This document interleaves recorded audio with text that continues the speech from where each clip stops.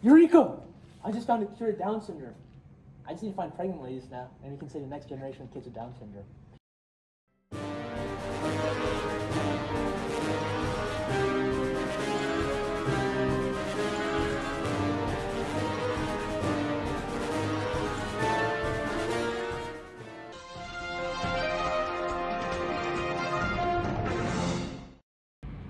But how did we get here? Let's take a step back into history. It started in 1883 with Sir Francis Galton. He coined the term eugenics, meaning good creation, the idea that we could improve the human race by encouraging the fit to breed and stopping the unfit. In the U.S., this became law. In the 1927 Supreme Court case Buck v. Bell, Justice Oliver Wendell Holmes famously declared, 3 generations of imbeciles are enough, upholding the forced sterilization of a woman deemed feeble-minded. According to the National Institutes of Health, over 60,000 Americans were forcibly sterilized during this era, specifically targeting those with intellectual disabilities. This slippery slope hit its bottom in Nazi Germany. The Action T4 program didn't start with soldiers. It started with doctors targeting the disabled as life unworthy of life. Historians estimate 200,000 people, many with conditions like Down syndrome, were murdered before the Holocaust even fully began. After World War II, the state stopped forcing these choices, but the science didn't stop. We entered the era of liberal eugenics. Instead of government mandates, we used prenatal screening. The goal remained trying to select better genetics, but now the choice was placed in the hands of parents. For decades, the only cure for Down syndrome was preventing the birth. But with this discovery, we have a completely new situation. History has moved from elimination to selection, but are we now ready for modification? Now that you know the history, let's look at the opinion from two experts in the field. Saravanan Eswaran, the finance bro at Fox News, and Suhas Koturu, feminist at CNN.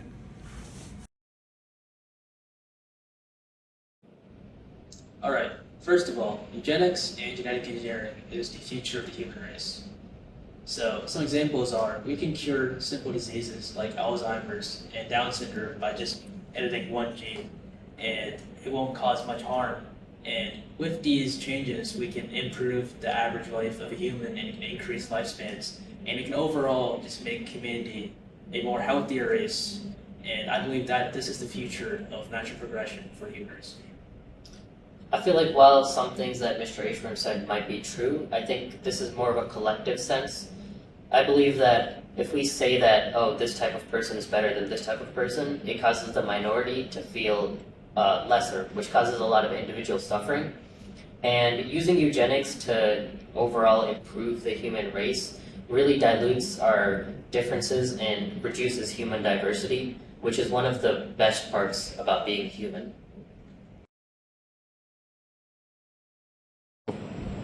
Yeah, I believe that eugenics has a lot of ethical issues. As I mentioned in my previous answer, I believe that it really reduces human diversity, which I believe is one of the strongest parts of humanity.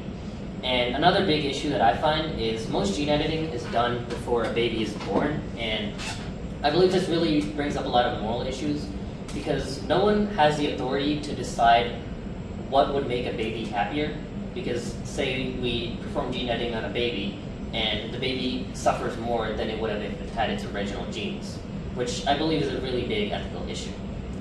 Okay, but why wouldn't you?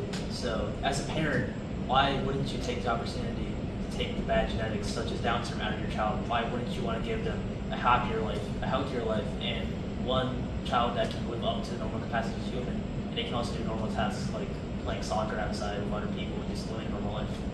So this is a very common argument that people use, and one thing is there's really nothing that says that people with Down syndrome are lesser than normal humans. In fact, one study done on 300 people with Down syndrome found that 99% of them were happy with how their life is. And the proportion of people that were happy with how their life is might not have been that much if all of these people didn't have Down syndrome. And it really goes to show that we don't have the authority to say what makes someone happy. And there is really no such thing as a better gene or a worse gene. And I do believe that some diseases, like maybe Alzheimer's, might be better done might be better if it was cured, but diseases like Down syndrome, we have no authority to say that. Sure, I agree that if that's true, then diversity really does count and their happiness is counted for.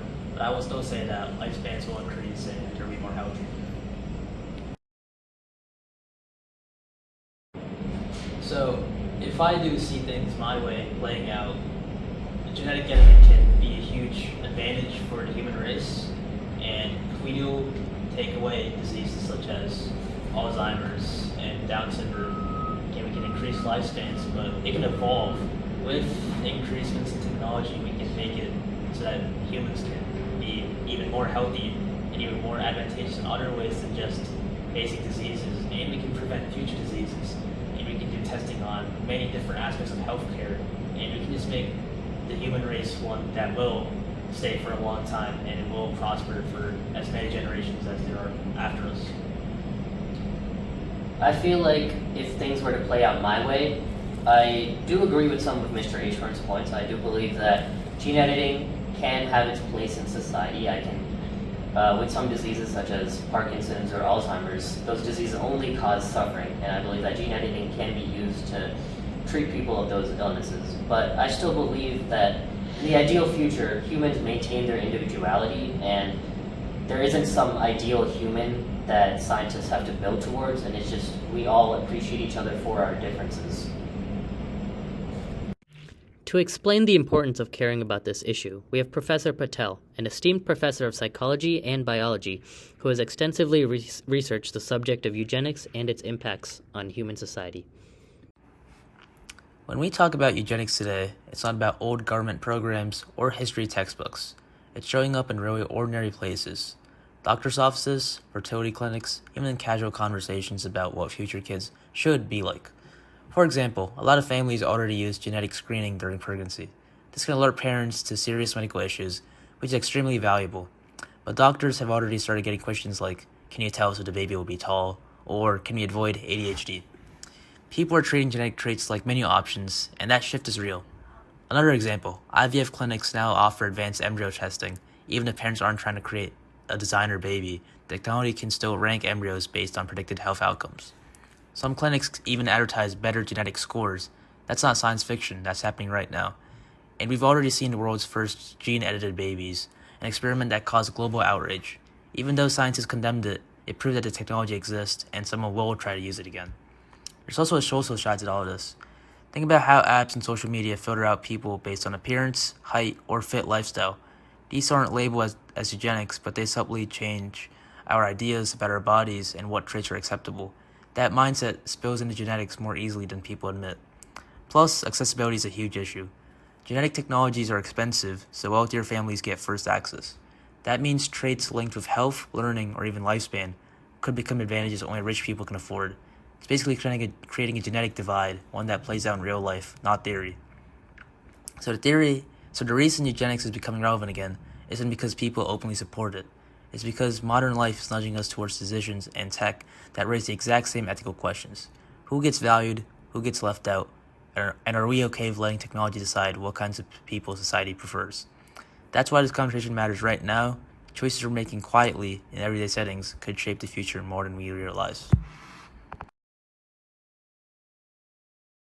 Now that you have the facts, it's up to you to decide what's right for the future of humanity.